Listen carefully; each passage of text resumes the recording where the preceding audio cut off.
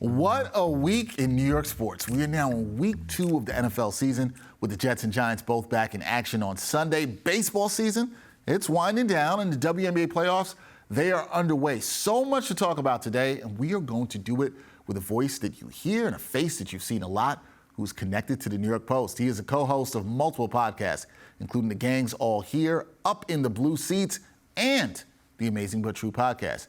He is known as the Podfather. It's my guy, Jake Brown. Jake, what's going on, man? It's good to be here in the palatial SNY New York Post studio. Palatial? It's a SAT word. My mom would be proud. Strong SAT word. It's a beautiful studio. I'm glad to be down here in downtown Manhattan, the greatest city in the world, and good to see you. You're looking fly. I'm looking fly. We're all fly. Hey, man, you got the sharp blazer on. You know, I always try to make sure I have a sharp blazer on as well, too, so I like that. Welcome to the New York Sports Rapid Rundown. Glad to have you here, my friend. A lot to get into this week, guys, including the Giants looking to bounce back after, what was a disastrous week 1. The Mets finally hiring David Stearns. Been a long time coming.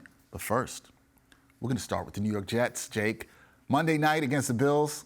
Things ended well, Jake, with a win for the Jets, but for some Jets fans, probably felt like a loss. Aaron Rodgers tears his Achilles, out for the year. Zach Wilson, the former number 2 overall pick, he takes over as QB1. So, Jake, I got to ask you this question off the top. Can the Jets still win without Aaron Rodgers? Can they still be a winning team without Aaron Rodgers under center? Well, you want to talk about going from 100 to 0 real quick. 4 minutes into the game, Aaron Rodgers' season is over. 4 snaps, didn't have a completion. It went from fireworks to deafening silence at MetLife Stadium. And it was crazy to be there for that atmosphere. But they can, because this is an elite defense, Dexter. They have all the targets in the world. They got 2 running backs in Breece Hall and Dalvin Cook. And I'll tell you, their offensive line is better than people think. I think on paper it is better. And once they develop some cohesion, they will be just fine. But when you have Breece Hall and Dalvin Cook back there, when you have all the pass rushers in the world where they have too many, where Carl Lawson almost doesn't have a role right now because everyone else took his job. You talk about Jermaine Johnson, Bryce Hall, all these guys they got defensive line where McDonald could barely even play because they have so many. They could get after the quarterback. They could intercept the quarterback, as Jordan Whitehead did 3 times in week 1. You have Sauce Gardner. You have DJ Reed. There's no reason they can't win without him. Now, Zach's just got to play mistake-free. When he did that last year, they won football games. They found ways to beat the Steelers. They found ways to win 4 games. Breece was explosive. And if Breece could stay on the field, if the defense could turn the other team over, the special teams could break out a play like Xavier Gipson did on Monday night, why can't the Jets still make the playoffs? Zach's got to grow up. We got to see what Aaron Rodgers did to him. Did that tutelage work, Dexter? Did him on the sidelines, him saying, throw to Malik on Hard Knocks that we saw, is that all going to come together and we'll see it on the field? Well, we'll find out. Well, that's what I was going to say, because once you brought up all the stuff about the defense and all the stuff you said, I was like, all right, Jake, you got to get to Zach. We got to talk about Zach.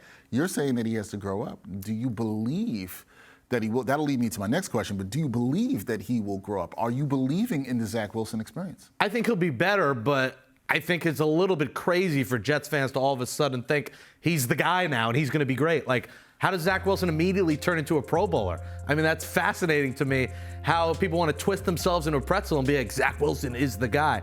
What makes you? What have you seen that makes you see that? Makes you show that? Like, I need to see it from him. I need to see him not try and be a hero and throw the ball down the field. And Dexter, I got to see him run the football. He is so mobile and still never decides to run the ball. He had 102 rushing yards all year last year. He's got to be able to be a mobile quarterback because he's very good when he's like the trickery and he gets out of the pocket. He finds ways to make magical plays here and there. But I got to see him run forward and not just side and backwards. He's got to have the ability to run forward. So, you know, I'm not sold on him yet. I need to see it. I don't think he's going to beat the Cowboys. I think that defense is just too good. But go out and beat the Patriots. Show him you're not seeing ghost anymore. We've seen him against the Patriots and how bad he's been. I've seen it in person live last year. So go out and beat the Patriots next week. You're 2-1. And then I think Jets fans will be fine. But this schedule is daunting here, going up into the bye and going up to that trade deadline on Halloween. It is a tough schedule for the Jets. Okay, so you're not a believer, and there's other Jets fans who are not on the train for the Zach Wilson experience, right? Do you think the Jets will and or should they trade for another QB to lead this team because of what you said with the defense, because of the championship aspirations by some that was out there. Because there were expectations on this team with Aaron Rodgers, do you think they should go out and get another quarterback? I think they have to. I think there would be a big mistake if you go Zach Wilson and Tim Boyle. I mean, how are you going to sell that to the fan base? How are you going to sell that to the roster? Tim Boyle has done nothing in his career. Zach Wilson has done nothing in his career. You have until week 8. You have 7 games in. The trade deadline's the 31st. You got to go out there and try to get a Jacoby Brissett if he's available. You got to go out there and get a Jameis Winston if you can pull that off. You got to go out there and get a Cooper Rush. I mean, the Cowboys got Trey Lance. What do they need Cooper Rush for? He's a veteran who's stepped in and won some games. I think he would be fine. But Zach is going to get until that trade deadline, until that bye the week before the trade deadline to get the job done. But if he struggles and the Jets aren't winning games, you got to flip the script and get to another quarterback. The problem is, and my co-host Brian Costello on Gangs on the Hill will say it takes time to learn the offense. This is a unique playbook with Hackett. It's tough to learn it overnight. These are NFL players. I'm sorry. You got to be able to learn it and learn it quick and get to work. I don't want to hear it's going to take 4 to 6 weeks, a whole training camp, to learn a playbook. Study that playbook, get in there, and step in as quarterback. You're making millions of dollars in the NFL. You should be able to learn a damn playbook. So as extensive as it may be, I'd like to see them trade, because the free agent guys, I mean, come on. I don't know if Carson Wentz is the guy. You get a Matt Ryan out of the broadcast booth. I don't know about that. So I think trading for a Brissett or a Cooper Rush, those are probably, and Jameis Winston, those are the 3 names I have targeted. What it'll take, 4th, 5th round pick, you got to give up a pick. I mean, big deal, big whoop. You get the first now that Rodgers didn't play. That turns into a second, so you have your first now. You're not going to trade that, but I think you got to go get someone. All right, I think the Jets have to go get someone, but this week they are playing the Cowboys. Got to ask you this. You said you think the Jets O-line is better than some people might think.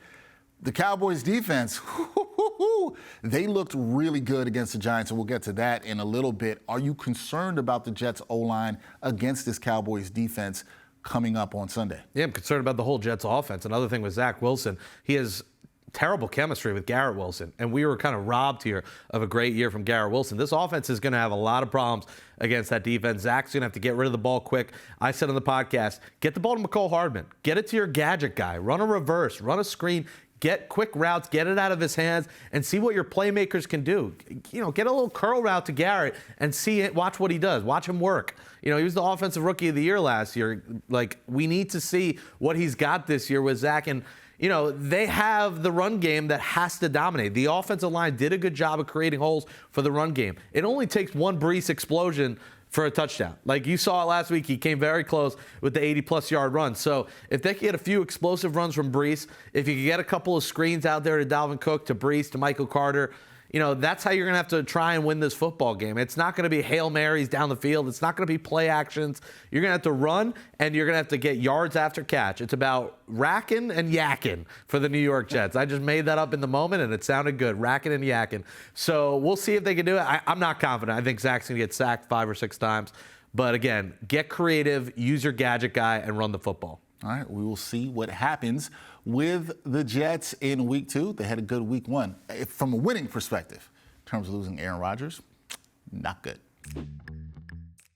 All right, speaking of the Cowboys, they destroyed the Giants 40-zip in week 2. Not a good day at all for Big Blue in their season and home opener. Jake, are the G-Men as bad as they looked in week 1 against Dallas, or is week 1 a very good liar? Because that's something I like to say. Week 1 can lie to us all. It can have us believe in things that are not.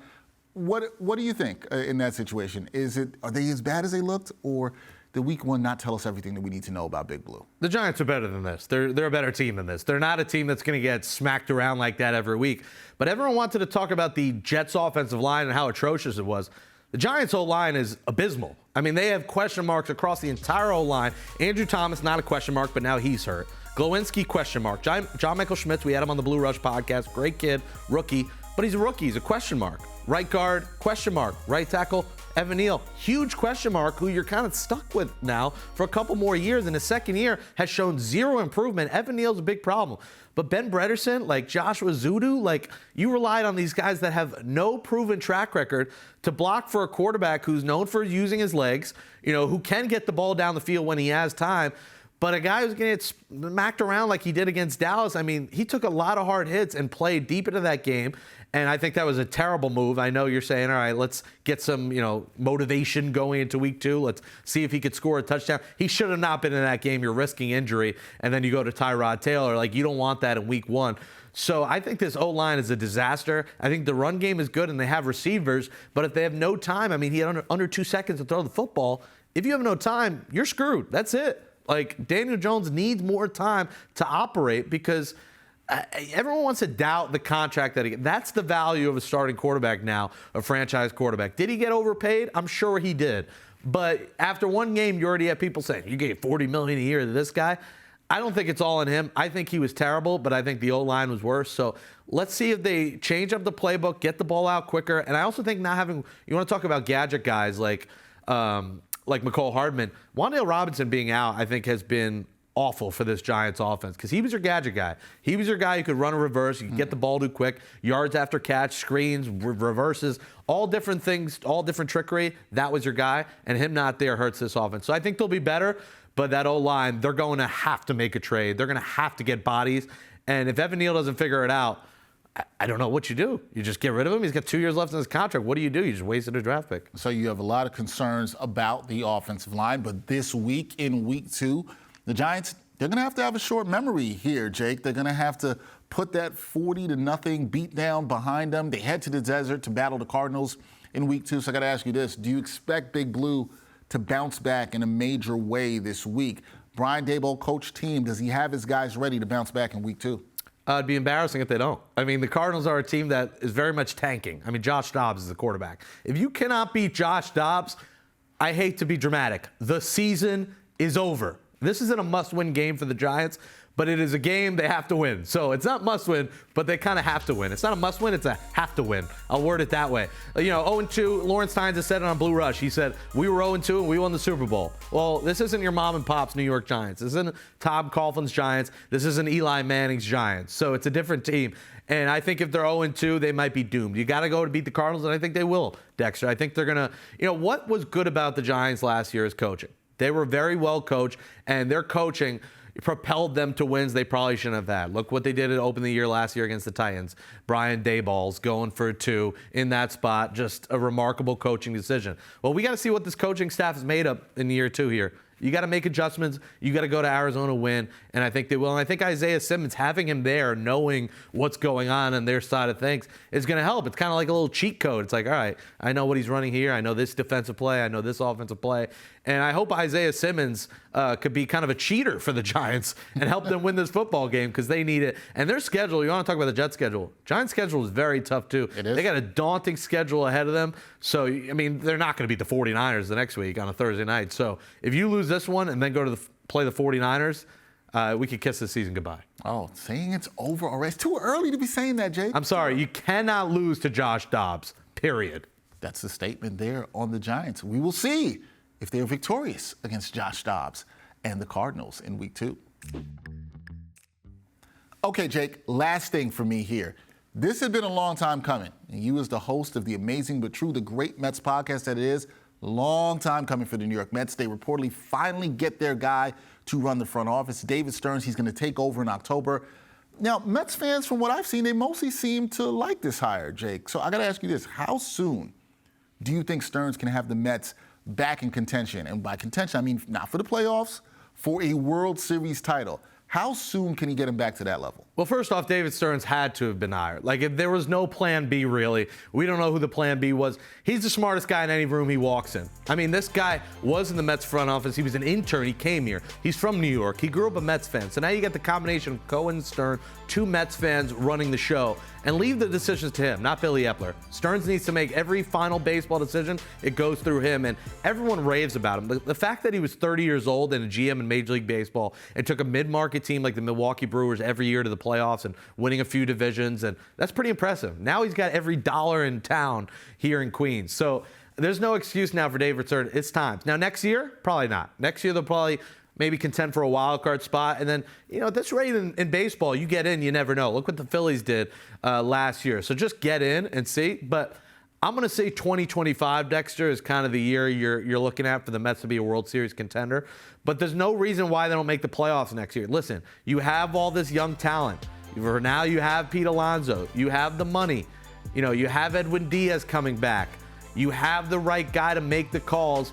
And now it's time. Let's see what he's got. You got to go get pitchers. Is it Yamamoto? Is it Ohtani? You got to fill this rotation. You got to get guys leading up to Edwin Diaz. He can't do it all himself. You saw this year how bad the middle relief was. Once Diaz went down, everyone's role changed, and it was a train wreck for that bullpen. So fix the bullpen, fix the rotation, and then you got to trust some young guys. You got to trust Mauricio maybe. You're definitely trusting Alvarez, maybe a Beatty. You got to hope they improve and have big second years, but I very much trust David Stearns to make any baseball decision because he's got as strong of a track record as anyone. All right, so you got the trust in David Stearns there. You talked about 2025. You see that as the year where the Mets could be back in championship contention.